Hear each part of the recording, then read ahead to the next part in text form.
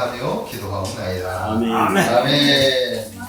할렐루야. 아멘. 반갑습니다. 한 주간도 주 안에서 평안하셨습니까? 아멘. 우리 좌우 옆 사람하고 우리 또 반갑게 인사하겠습니다. 샬롬 주의 사랑으로 사랑합니다. 축복합니다. 인사할게요. 시작. 샬롬 주의 사랑으로 사랑합니다. 축복합니다. 네, 한 번 더 인사할게. 안 하신 분들을 향해서 반갑게 한번 인사할게. 시작. 샬롬 주의 사랑으로 사랑합니다. 축복합니다. 아멘. 주의 사랑으로 사랑하고 축복합니다. 아멘. 네. 자, 오늘은 본문 말씀을 통해서 잊지 않으시는 하나님, 우리를 잊지 않으시는 하나님, 아멘. 잊지 않으시는 하나님이라는 제목으로 말씀을 전하겠습니다. 아멘. 오늘도 말씀 가운데 성령의 풍성한 은혜가 우리 사랑하는 성도님들의 심령 가운데 충만하게 임하시기를 주님의 이름으로 축복합니다. 아멘. 아멘. 자, 우리가 신앙생활을 하다 보면 다양한 어려운 일들을 만나게 되는데 이것을 고난이라고 우리가 이야기를 하죠. 성도들은 누구나 고난을 만납니다. 근데 이 고난을 잘 이기는 사람이 있는가 하면 고난을 만나면 믿음이 무너지는 사람이 있어요. 성도는 누구나가 고난을 만나지만 어떤 사람은 그 고난을 이기고 어떤 사람은 고난 때문에 믿음이 무너질 수도 있다라는 것입니다. 그래서 성도는 신앙생활하면서 고난에 대한 이해를 갖는 것이 매우 중요해요. 왜냐하면 고난에 대한 이해가 있을 때 우리가 그 고난을 감당할 수 있게 되기 때문입니다. 아멘. 오늘 본문의 말씀도 고난에 대한 이해가 있어야 이 본문의 말씀을 해석할 수가 있고 그 말씀 안에서 우리를 향하신 이 부모님의 사랑, 자식을 잊지 않으시는 그 엄마의 그 사랑, 그 은혜, 그것을 우리가 발견할 수 있게 될 줄로 믿습니다. 아멘. 자, 그렇다면 성도는 고난을 어떻게 이해해야 할까 하는 부분이에요. 우리는 과연 고난을 어떻게 이해해야 하느냐. 자, 고난에는 크게 두 가지가 있어요. 두 가지가. 네, 그것은 훈련과 책망이라고 하는 의미가 있습니다. 우리에게 주어진 고난은, 한 가지의 고난은 훈련, 또 하나는 책망이라는 의미가 있다라는 거예요. 하나님의 사람들에게는 반드시 고난이 주어지는데, 첫 번째 고난은 어떤 고난이냐? 훈련이라고 하는 의미에서의 고난이 주어진다라는 것입니다. 이 고난은 우리의 의식을 변화시켜요. 그래서 이 의식을 변화시키니까 자연스럽게 삶을 변화시키는 대로 이끌어간단 말이에요. 즉 세상적인 사람에서 하나님의 사람으로, 육신적인 사람에서 영적인 사람으로 이끄는 것이 바로 이 고난, 훈련의 의미에서의 고난의 의미라는 것입니다. 자, 예수님을 그리스도로 믿는 이 하나님의 거듭난 하나님의 사람들은 세상의 가치들을 버려야 합니다. 그죠? 육신적인 자아들을 이렇게 버려야 해요. 세상의 가치와 자기를 추구하는 것들을 버리지 않으면 하나님의 자녀로 태어났지만 세상의 자녀로 살아갈 수밖에 없게 되기 때문이라는 것입니다. 아멘. 자, 그래서 하나님은 고난이라고 하는 이 훈련을 통해서 철저히 하나님을 의지하는 법을 가르치신다라는 거예요. 그 대표적인 인물이 누구겠습니까? 모세. 구약에 나오는 모세. 자, 모세는 히브리인이었죠. 그런데 바로의 누이에게 입양돼서 바로의 왕자의 신분을 가지고 왕권도 있었고 그리고 궁궐에서 배우는 모든 지식을 배웠으면서 이렇게 성장하게 됩니다. 자, 그리고 모세는 자신이 히브리인이었다는 사실을 잘 알고 있었어요. 그래서 언젠가 힘이 생기면 자신의 민족을 도와주어야겠다 이런 마음을 늘 품고 살아왔던 인물이 바로 모세였다라는 거예요. 자, 그런데 하나님은 모세의 출신 배경은 왕자로 허락하셨지만 그곳에서 배운 모든 지식과 힘은 필요 없게 만드셨다라는 거예요. 오직 하나님을 믿고 하나님을 신뢰하고 하나님을 의지할 수 있어야 하나님의 종이 될 수 있기 때문에 하나님께서 일부러 모세를 바로의 궁에서 쫓겨나게 하시죠. 네? 자신의 민족, 히브리 민족을 도와주는데 도와주다가 애굽인을 죽임으로 말미암아서 그것이 들통나가지고 그래서 그 바로 궁에서 쫓겨나는 신세가 됩니다. 그래서 미디안 광야로 이렇게 몰아가게 되는 거예요. 자, 그래서 그곳에서 자신의 의지, 세상적인 가치와 힘, 모든 것을 다 비울 수 있도록 하나님께서 철저하게 이 광야에서 훈련을 시키신다라는 것입니다. 그 세월이 자그마치 40년. 그리고 나서 하나님의 때가 되자 하나님께서 모세에게 나타나셨죠. 그리고 이스라엘을 출애굽을 시킬 사명을 주시고 그리고 위대한 구원의 손길을 베푸셨다. 아멘. 성경에서 모세의 인물에 대해서 우리가 이렇게 배울 수 있다라는 것입니다. 자, 그래서 성도는 훈련을 받아야 하는 것입니다. 자, 훈련은 자신을 성숙하게 하고 또 자신을 하나님의 군사다운 사람으로 만들어주기 때문이라는 것입니다. 아멘. 이 훈련의 과정은 힘이 들죠. 예? 훈련을 할 때는 매우 힘이 들어요. 그러나 이 훈련이 지나고 나면 어느새 듬직한 하나님의 사람으로 변하게 된 자신의 모습을 발견하게 된다라는 것입니다. 아멘. 자, 그리고 이 훈련을 통과해야 바로 자격이 주어져요. 하나님의 사람인 자격이 주어진다는 말이에요. 권한이 생기고 또 하나님의 나라를 누릴 수 있는 그 권리가 주어진다라는 것입니다. 자, 그러나 우리가 훈련을 통과하지 못하면 어떻게 될까요? 항상 그 훈련을 통과하는 그 자리에, 그죠? 그 자리에 머무를 수밖에 없어요. 그러니까 훈련의 자리에 머무른다는 것은 계속해서 고통의 자리, 고난의 자리, 아픔의 자리일 수밖에 없어요. 그러니까 빨리 그 훈련을 통과해야 되는 거예요. 믿으십니까? 아멘. 그래서 성도는 반드시 훈련을 통과해야 된다라는 것입니다. 세상에 있는 모든 조직과 기관에서도 마찬가지예요. 사람을 고용할 때 훈련의 과정을 거치고 세운다는 것을 우리가 알 수 있다는 것입니다. 자, 운동선수들을 보면 얼마나 혹독한 그런 훈련의 과정이 있는지 몰라요. 그죠? 한 사람의 위대한 운동선수, 그죠? 그 선수들의 그 과거를 보면 얼마나 열심히, 얼마나 혹독한 그런 과정이 있었는지 우리는 알 수 있다는 것이죠. 남자들이 군대에 가면 제일 먼저 하는 게 뭔지 아십니까? 훈련소 과정이에요, 훈련소. 네. 자, 그리고 그 의사나 법조계도 마찬가지예요. 학교 공부가 다 끝나면 인턴 과정을 지나가야 그래야지 자격이 주어져요. 회사에도 입사를 하면 입사해서 맨 처음에 거치는 게 뭐냐? 그러니까 3개월의 수습기간이 필요해요. 그래야 수습기간을 통해서 훈련을 해가지고 우리 회사에 맞는 사람으로 이렇게 교육을 시키고 과정을 시켜서 그래서 일할 수 있도록 한단 말입니다. 마찬가지예요. 하나님은 거듭난 하나님의 사람들에게 고난이라고 하는 이 훈련의 과정을 통해서 하나님을 진정으로 신뢰할 수 있는 사람으로 만드신다라는 것을 우리가 알아야 된다. 아멘. 제가 담임 목회를 하면서 제가 계속해서 이야기를 하는데 우리 사모님께서 이 얘기를 하지 말라고 하는데 이 이야기가 가장 좀 좋은 이야기 같아요. 훈련이라고 하는 부분에 대해서 설명하는 데는 이야기가 되게 좋을 것 같아요. 제가 담임 목회를 하면서 목회자 축구클럽에 이렇게 들어가게 되었습니다. 제가 소속된 클럽은 20대에서, 그러니까 젊은 20대에서부터 60대까지 다양한 연령층이 모여가지고 그러니까 교육자들이, 목회자, 그리고 목사님들, 전도사님들 이렇게 해서 팀을 이뤄가지고 운동을 하면서 교제를 합니다. 그래서 이 일은 저에게 참으로 즐거움을 줘요. 자, 근데 문제는 뭐냐 하면 제가 이제 실력이 없는 것이 문제였다라는 거죠. 축구는 재미있고 즐거운 운동이고 또 목사님들과 전도사님들, 후배들을 이렇게 만나는 그런 교제하는 것은 너무나 즐거운 일인데 실력이 따라가지 않으니까 제가 운동할 때는 고통을 받고 스트레스를 많이 받았던 기억이 있어요. 자, 예전에 20대, 30대에서는 운동신경이 그래도 나름대로 괜찮았어요. 그러니까 그때는 괜찮았는데 이제는 몸도 무거워져. 나이도 이제 들었고. 그러니까 스피드도 둔해지고 다른 사람들 쫓아갈 수가 없는 거예요. 쫓아갈 수. 그리고 더더군다나 내가 예전에 축구할 때는 동네 축구밖에 하지 못해. 우리 효석이는 축구에 대해서 잘 아니까 이게 무슨 얘기인지 알 것 같아요. 동네 축구에서는 그냥 가만히 있다가 볼이 오면은 빵 지르기만 하면 이게 잘하는 건지 알았어요. 예? 당시에는 힘이 좋았으니까 한번 빵 지르면 막 멀리 나갔거든요. 예? 그런데 이제 막상 클럽에서 오니까 이 동네 축구하고 완전히 다른 거예요. 얼마나 조직적인지 모릅니다. 이 포지션을 이해하지 못하면 축구를 할 수가 없는 거예요. 자기가 맡은 이 포지션을 이해하지 못하면 그것을 지킬 수가 없고, 그리고 그 자리를 지키지 못하면 나한 사람 때문에 구멍이 생겨가지고 팀이 애를 먹게 되는 그런 상황들이 많이 이렇게 나타나게 된다는 거예요. 처음에 얼마나 애를 먹은 건지 모릅니다. 목회자들이 모두 인격적인 줄 알았는데 그렇지 않아요. 축구할 때는 인성이 그냥 바닥나는데 조금만 못하면 여기저기서 막 아우성이고 손가락질하고 막 이상한 소리 막 하고 얼마나 스트레스 받았는지 몰라요. 자꾸 실수를 하니까. 그러니까 볼이 오면은 겁이 나는 거예요, 당시에. 맨 처음 할 때는. 자, 그런데 그때 이제 우리 팀의 이제 감독님하고 코치님들이 저에게 와가지고 기본 패싱부터 가르치기 시작했어요. 볼을 이렇게 패스하는 게 어떻게 하는지, 바닥으로 어떻게 주는지, 어디에 맞춰야 바닥으로 이렇게 튕기지 않고 나가고, 그리고 이제 포지션은 어떻게, 자리를 어떻게 지켜야 되는지를 가르쳐 주는 거예요, 저한테.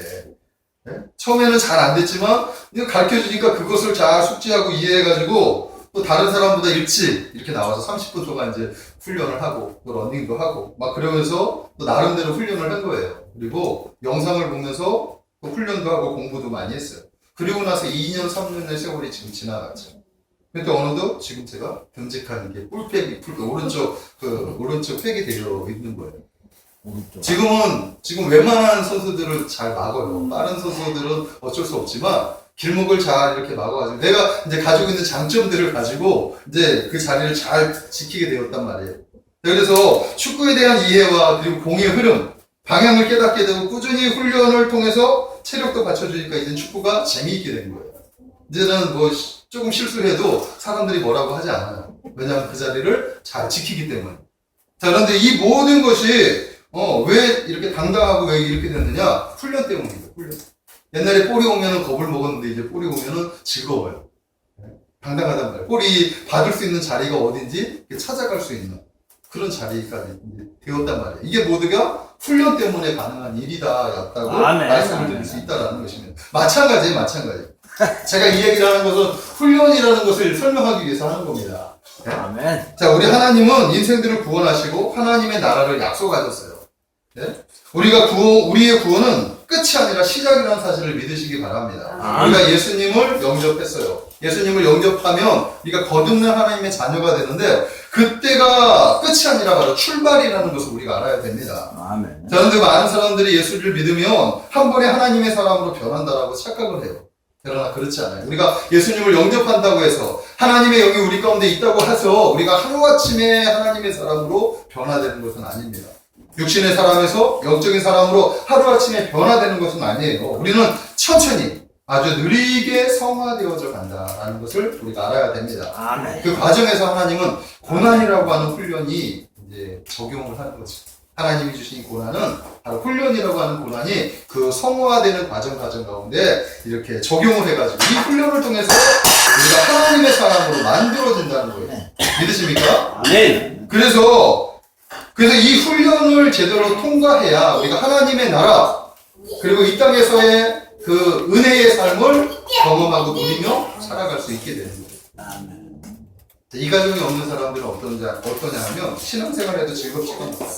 하나님으로부터 오는 그 은혜가 무엇인지를 제대로 경험하지 못하기 때문에 예배자의 자리에 나와도 예배의 기쁨을 누릴 수가 없습니다. 예배의 은혜를 경험할 수 없어요. 하나님의 말씀을 들을 때 그 말씀을 집중할 귀가 열리지가 않는 거예요. 그러니까 자꾸 졸기만 하고 자꾸 빨리 이 시간이 빨리 지나갔으면 좋겠고 자꾸만 뒷자리만 가고 이렇게 소외된 자리, 좀 보이지 않는 자리, 사각지대로 이렇게 가서 그 시간을 누리지를 못하게 돼요. 그러나 이 고난의 과정을 통과한 하나님의 자녀들은 예배의 기쁨을 알아요. 하나님을 만나는 은혜가 무엇인지를 알고 하나님의 나라에서 누려야 하는 그 은혜가 무엇인지를 알게 된단 말입니다. 하나님은 바로 이 첫 번째 고난, 이 첫 번째 고난이 바로 그런 의미에서의 고난이라는 거예요. 믿으십니까? 아멘. 자, 우리 참 행복한 성도님들이 하나님이 주시는 이 훈련을 잘 감당하시기를 주님의 이름 축복합니다. 아멘. 그래서 멋진 하나님의 군사들, 멋진 하나님의 사람들이 되셔서 이 땅에서 하나님의 나라를 누리고 또 약속하신 하나님의 나라를 누리는 하나님의 자녀들이 되시기를 주님의 이름으로 축복합니다. 자, 그런데 두 번째 고난은 좀 달라요.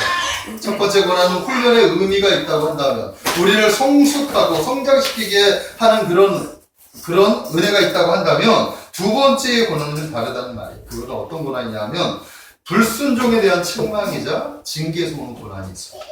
그러니까 우리가 하나님의 말을 듣지 않고 하나님의 말씀을 듣지 않고 하나님을 멀리하고 하나님을 부인하고 하나님을 가까이 하지 않고 하나님을 잊어버리고 그랬을 때 나타나는 징계에서의 고난이라는 거예요. 자, 하나님의 뜻은 하나님의 마음은 항상 자녀들에게 축복이라는 사실을 우리가 알아야 됩니다.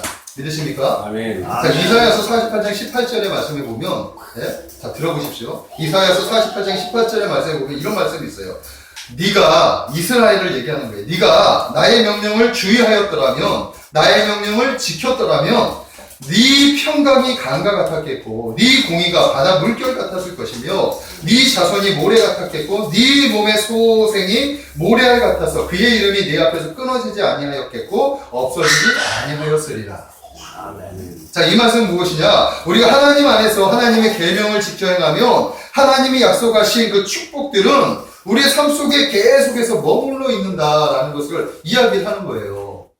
그러니까 이것은 몇 가지가 세 가지 정도 나오는데 첫 번째, 주 안에서의 평강이 매 순간 우리가 하나님의 말씀 안에 있으면 하나님의 말씀을 순종하면서 지키며 살아가면 하나님의 평강이 매 순간 강과 같이 우리의 삶에 임하게 된다는 거죠. 아멘. 아멘? 아멘. 두 번째는 인간의 공의, 즉 하나님의 성품과 하나님의 인격을 지닌 하나님의 자녀가 그 지닌 그 도덕성이, 그 인격이, 그 공의가 바다 물결같이 나의 삶 속에 이렇게 바다 물결같이 자리하게 된다는 것이죠. 그리고 세 번째는 하나님 안에서 우리 이름이 끊어지지 않는다. 아멘. 성도의 이름이 끊어지지 않는다. 자자손손 주 안에서 축복의 주인공으로 살아가게 될 것이다.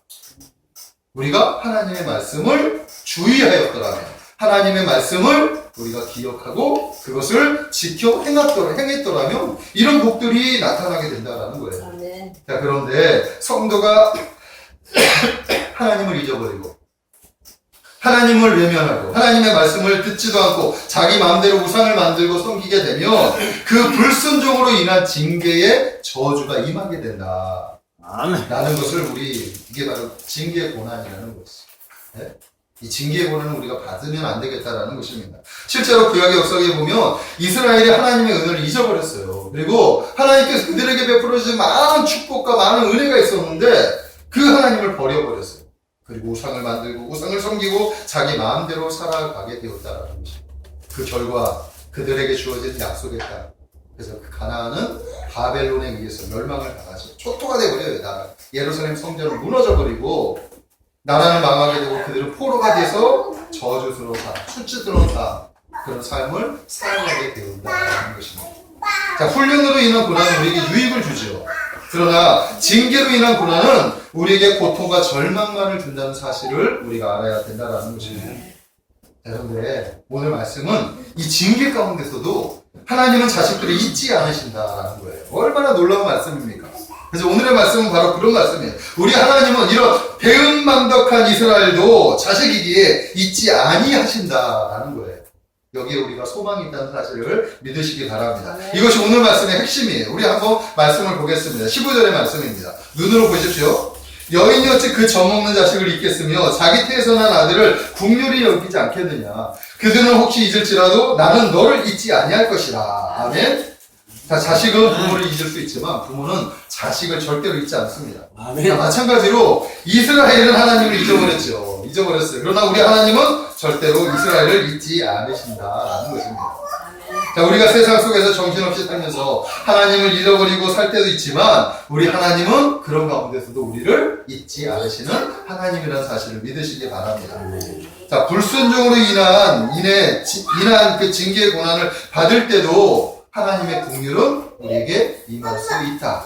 아멘. 이것이 은혜라는 사실을 믿으시기 바랍니다. 하나님은 징계를 받는 그들에게도 회복의 약속을 하셨습니다. 그리고 때가 되어 하나님은 이스라엘을 잊지 않으시고 바사의 고레스 왕을 세워서 바벨론을 멸망시키시고 이스라엘을 다시 회복시키셨다는 것을 역사를 통해서 우리가 알 수 있습니다.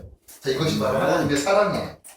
이것이 바로 자식을 향한 부모의 마음이고 그리고 부모의 긍휼, 자비가 된다라는 것입니다. 그 하나님이 바로 우리 하나님이 되신다는 사실이 얼마나 기쁘고 감사한지 모릅니다. 그 하나님이 바로 여러분들의 하나님의 사실을 믿으시기 바랍니다. 아멘. 자, 우리 하나님은 절대로 여러분들이 잊지 않으신다는 사실을 믿으십시오. 네? 자, 그렇다면 하나님께서 우리를 잊지 아니하시는 것이 어떤 것들이 있느냐, 그것이 이제 중요하겠죠. 네? 잊지 않으신다는 것은 바로 우리를 기억한다는 거죠. 하나님께서 우리를 기억하는데 어떤 것들을 기억하시는지 오늘 한 3가지 정도만 은혜를 나누기를 원합니다. 자, 첫째는 하나님이 기억하시는 것. 하나님이 잊지 않으시는 것이 무엇이냐? 바로 하나님은 언약을 기억하신다. 아멘. 하나님이 우리에게 약속하신 그 약속의 말씀들, 그 언약들을 기억하시는 분이 우리 하나님이라는 사실을 믿으시기 바랍니다. 출애굽기 2장 24절, 25절의 말씀에 하나님이 그들의 고통 소리를 들으시고 하나님이 아브라함과 이삭과 야곱에게 세운 그의 언약을 기억하사 하나님이 이스라엘 자손을 돌보셨고 하나님이 그들을 기억하셨더라. 아멘. 아멘. 또 출애굽기 6장 5절의 말씀해 보니까 이제 애굽 사람의 종으로 삼은 이스라엘 자손의 신음소리를 내가 듣고 나의 언약을 기억하노라. 자, 시편 106편 44편에서 46절의 말씀에 보면 여호와께서 그들의 부르짖음을 들었을 때에 그들의 고통을 들으시며 그들을 위하여 그의 언약을 기억하시고 그 크신 인자심을 따라 뜻을 돌이키사 그들을 사로잡은 모든 자에게서 긍휼히 여김을 받게 하셨도다. 아멘. 바로 우리 하나님이 바로 언약을 기억하시는 하나님이라는 사실을 믿으시기 바랍니다. 하나님은 자녀들에게 하시는 언약들을 기억하시는 분이에요. 하나님 우리에게 약속하신 언약들은 크게 세 가지 종류가 있는데 바로 이거예요. 하나님의 언약은 자녀들에게 구원에 대한 약속이에요. 자녀들을 향한 구원에 대한 약속. 또 하나님의 약속은 자녀들을 향한 축복의 약속들이에요. 또 하나님의 언약은 자녀들에게 베푸시는 긍휼과 자비의 약속들입니다. 네? 성경에 보면 많은 언약들이 있지만 구체적으로 이렇게 보면 첫 번째는 구원, 그 다음에 축복, 그 다음에 자비와 긍휼이에요. 믿으십니까? 하나님은 자녀들에게 하신 모든 약속들을 기억하고 계시다라는 거예요. 아멘.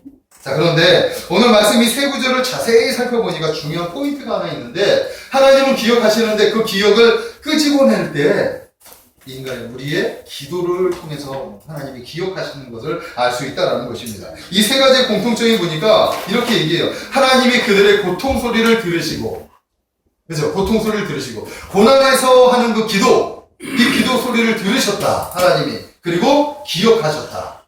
아멘? 이스라엘 자손의 신음 소리를 내가 듣고, 그러니까 간절한 기도를 하나님 앞에 드릴 때 그 기도를 들으시고 하나님이 기억하셨다. 여호와께서 그들의 부르짖음을 들으실 때에 부르짖는 기도, 예? 간절한 기도죠. 그것도 예? 하나님께 매달리는 그 전폭적으로 하나님을 신뢰하는 그 기도, 이 기도를 했을 때 하나님이 들으셨다.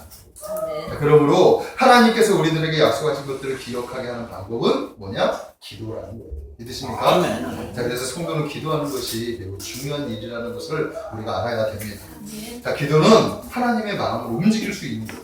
자, 우리가 기도하면 하나님의 기억을 더 자극해서 더 빨리 응답하고 더 빨리 역사하게 하신다는 사실을 믿으시기 바랍니다. 아멘. 하나님은 기도하는 자의 간청을 외면하지 않으셔요. 그리고 반드시 응답하시는데 그 이유가 뭐냐? 언약 때문이에요. 하나님께서 약속하신 언약 때문에 하나님은 우리의 기도를 외면할 수가 없다는 사실을 우리가 알아야 돼요. 그래서 우리가 기도할 때 말씀을 붙잡고 기도하는 것이 효력이 있어요. 아멘. 하나님, 성경의 말씀에 이렇게 얘기해요. 내게 구하면 하나님이 시행하신다고 하셨습니다. 내게 구하면 내가 기억하신다고 하셨지요. 하나님 저를 기억해 주세요. 하나님 구원의 약속을 기억하시고 저를 제발 좀 도와주세요. 이렇게 기도하면 하나님이 들으시고 기억하시고 도와주신다는 사실을 믿으시기 바랍니다. 아멘. 말씀을 붙잡고 기도하면 하나님의 긍휼과 자비가 우리의 삶에 임하게 된다는 사실을 믿으시기 바랍니다. 아멘. 자, 우리가 기도하면 하나님의 구원의 손길을 경험할 수 있게 돼요. 아멘? 아멘. 자, 구원은 뭐예요? 구원은 건지는 거. 어디에서 건지겠어요? 위험 속에서 건지는 거죠. 아픔 속에서 건지는 거죠. 가난 속에서 건지는 거죠. 죽음의 고난 속에서 건지는 것이 바로 구원이에요. 구원. 아멘? 아멘. 자, 미국 동부에 보면 오클라호마라고 하는 곳이 있는데 미국 정부가 그곳에 인디안 5부족을 정착시켰어요. 그랬더니 그 인디언들이 그곳에서 예수님을 영접하고 구원의 하나님을 믿게 되었다라는 것입니다. 자, 그들의 구원에 대한 신앙이 어느 정도인지 누가 궁금해가지고 그 중에서 이제 늙은 그 인디언 추남격이 되겠죠. 그 사람에게 이렇게 질문했습니다. 하나님이 당신을 구원하신 것을 어떻게 아십니까? 그랬더니 인디언이 어떻게 얘기하느냐, 마른 풀을 가지고 왔어요. 그리고 나서 주위에 땅에다가 동그랗게 이렇게 깔았어요. 그리고 나서 벌레 한 마리를 잡아서 그 가운데 놓고 주변에 이렇게 쌓인 입에다가 불을 지폈습니다. 자, 그런데 가운데 있던 이 작은 벌레는 이제 주위가 불이 타오르니까 가운데 있던 이 벌레가 이 길로 가고 저 길로 가고 자기가 살아갈 길을 막 찾아서 피할 길을 찾아가는데 주위가 온통 다 불바다기 때문에 어떻게 피할 길을 타오르지 못해요. 피할 길을 찾을 수가 없는 거예요. 결국 그 벌레는 이제 조금만 있으면 타 죽을 상황에 놓이게 되었다라는 것입니다. 자, 그때 이 늙은 이 인디언이 손을 들어서 그 작은 벌레를 딱 집어 올려서 안전한 곳으로 이렇게 두면서 말하는 거예요. 하나님이 제기하신 것이 바로 이것입니다. 무슨 얘기인지 이해가 되시죠? 네. 하나님이 그러니까 이 인디언이 벌레를 잡아서 건진 것처럼 하나님께서 내가 죽을 이 위험 속에 있을 때, 그죠? 그것을 건져서 그렇지 않은 곳으로 옮긴 것이 바로 구원입니다. 아주 정확하게 구원에 대해서 이해를 하고 이야기를 하는 것입니다. 네? 바로 이것이 구원이라는 거예요. 이것이 하나님이 우리에게 약속하신 언약이라는 사실을 믿으시기 바랍니다. 아멘. 죄와 허물 때문에 우리는 이미 용광로보다 더 뜨거운 불못에 빠져 있었어요. 예? 그리고 더 뜨거운 그 불에 들어갈 수밖에 없는 그런 상태에 우리가 놓여 있었습니다. 그런데 하나님께서 예수 그리스도를 통해서 안전한 하나님의 나라로 어떻게 던져주셨죠. 이것이 바로 구원이라는 것을 믿으시기 바랍니다. 이것이 하나님이 우리에 대해서 잊지 않으시는 일이라는 것을 우리가 성경을 통해서 우리가 알 수 있다는 것입니다. 자, 둘째는 뭐냐? 하나님은 자식들을 기억하세요. 자식들을. 아멘? 우리 한 사람 한 사람을 기억하신다는 거예요. 오늘 말씀이 바로 그 말씀이죠. 이사야 95장 15절. 여인이 어찌 그 젖먹는 자식을 잊겠으며 자기 태에서 난 아들을 국률이 여기지 않겠느냐. 그들은 혹시 잊을지라도 나는 너를 잊지 아니할 것이라. 네? 부모는 늘 자식을 마음에 품고 살아가요. 믿으십니까? 자식이 눈에 보일 때나 보이지 않을 때에도 늘 자식 생각들을 하는 것이 부모의 마음이에요. 그래서 부모의 시선은 언제나 자식에게 향하여 있다라는 것을 우리가 알 수 있다라는 것입니다. 또한 부모의 마음은 어떨까요? 자식이 늘 잘 되기를 바라죠. 자신이 행복하기를 바라고 자신이 성공하기를 바라는 것이 부모의 마음이라는 거예요. 그리고 또 부모의 마음은 자식이 잘못되었을 때 가장 많이 애통하는 것이 부모의 마음이에요. 그래서 자신의 전부까지라도 이렇게 내어줘서 그 자식의 그 어려운 가운데 있었을 때 건지고 싶은 마음이 부모의 마음이 된다는 거예요. 우리 하나님도 마찬가지예요.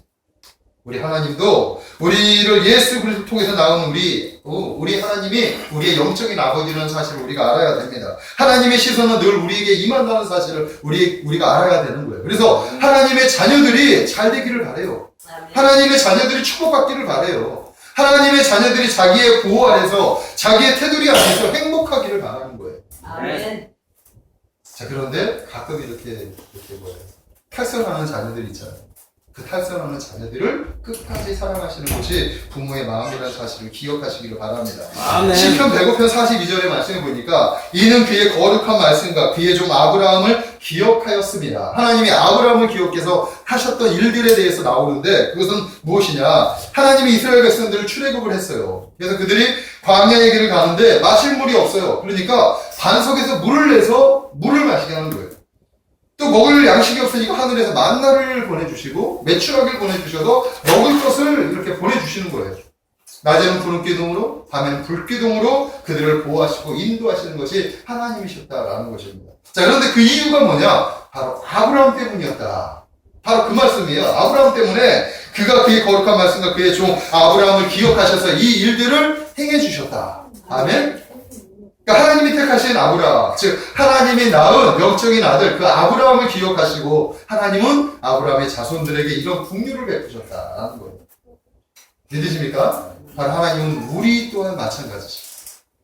누가복음 15장 11절 이하에 보면 진나간 둘째 아들의 이야기가 나와요. 이 이야기에는 아버지의 재산의 일부를 가지고 집을 나간 아들의 이야기가 나오죠. 자기 유산을 미리 받아가지고 그리고 나가요. 집을 나간 아들은 아버지도 생각하지 않아요. 집도 생각하지 않고 오직 자기 자신의 행복과 자기 자신의 삶을 그렇게 살아가려고 그렇게 나가버렸습니다. 그리고 허랑방탕하게 살아가버렸죠. 자, 그러나 아들은 아버지를 잊어버렸지만 아버지는 아들이 떠난 그 순간부터 자식을 기다리고 있었다라는 거예요.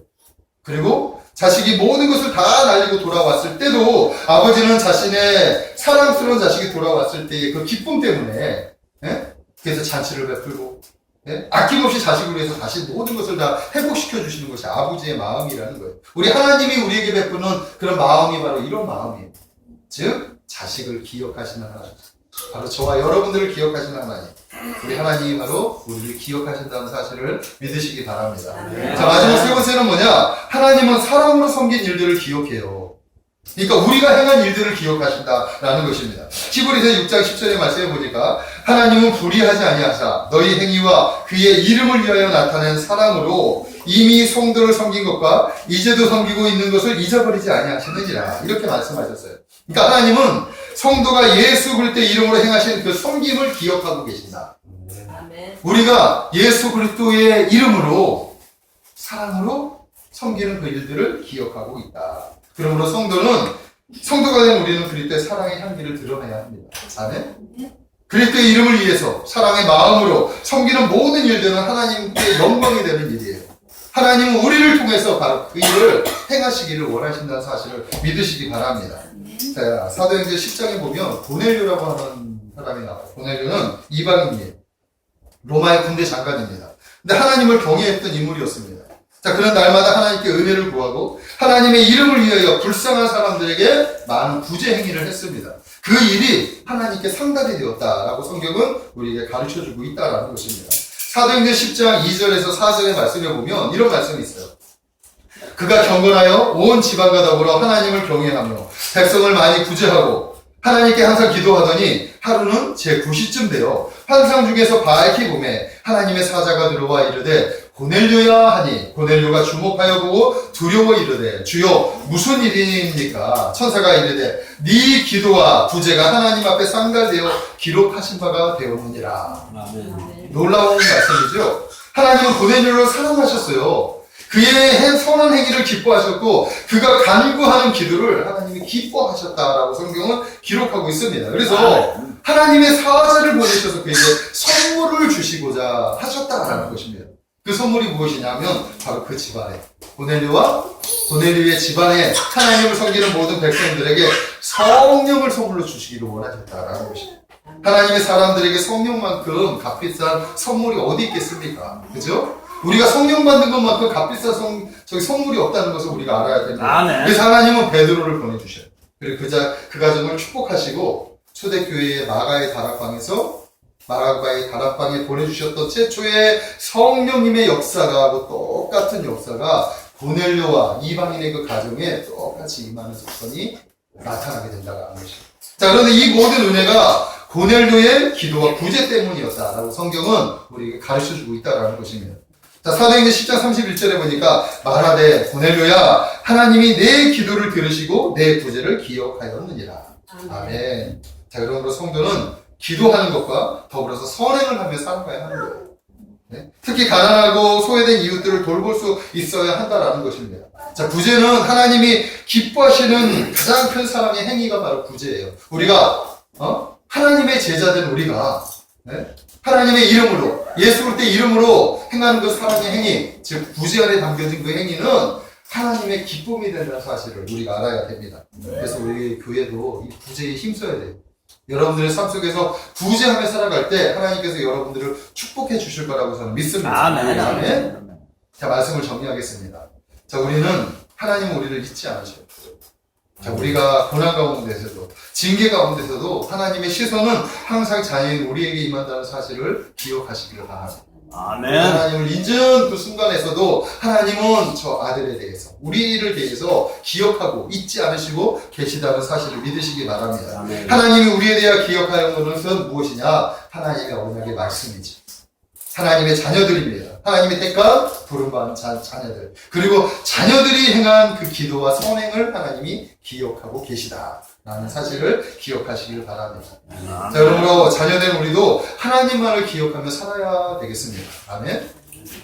하나님을 기쁘시게 하고 또 기쁘시게 하는 그 구제에 힘쓰고 사랑의 마음으로 섬기면서 하나님께 영광 돌리는 삶. 그 삶을 우리도 살아야 되는 것입니다. 그리고 간절한 마음으로 하나님의 약속들을 붙잡고 기도하게 되면 하나님의 큰 선물을 받게 되는 그런 축복의 삶이 열리게 된다는 사실을 믿으시기 바랍니다. 사랑하는 성도 여러분, 하나님을 잊지 마십시오. 늘 가슴에 품고 하나님과 가까이 하는 삶을 살아가시기를 주님의 이름으로 부탁을 드립니다. 하나님은 늘 여러분들을 마음에 품고 살아가셔요. 마찬가지로 우리도 하나님을 가슴에 품고 살아갈 때 하나님과 우리 안 하나님 안에서 우리가 참 행복을 누리며 성령 안에서 기쁨을 누리며 살아가게 되는 것입니다. 아멘. 이것이 성도가 누리는 삶의 그런 축복이라는 사실을 믿으시고 이런 삶으로 나아가시기를 주님의 이름으로 축복합니다. 아멘. 기도하겠습니다. 사랑의 하나님 감사드립니다. 우리를 기억하여 주시고 하나님의 약속을 기억하여 주시고 아버지 하나님, 우리가 행한 일들을 기억하시는 하나님 감사드립니다.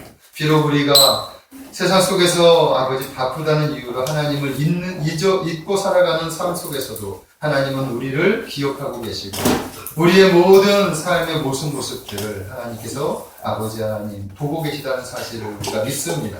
이제 하나님의 그 약속의 말씀을 붙잡고 우리가 하나님을 기억하며 하나님을 모셔드리면서 사는 삶을 살기를 원합니다. 고넬료의 가정처럼 선한 행위를 하면서 살아가는 우리의 모습이 되기를 주님의 이름으로 소망합니다. 아멘. 한 사람 한 사람을 축복하셔서 하나님 안에서 아름답게 살아가는 우리의 모습이 되도록 인도하여 주시옵소서.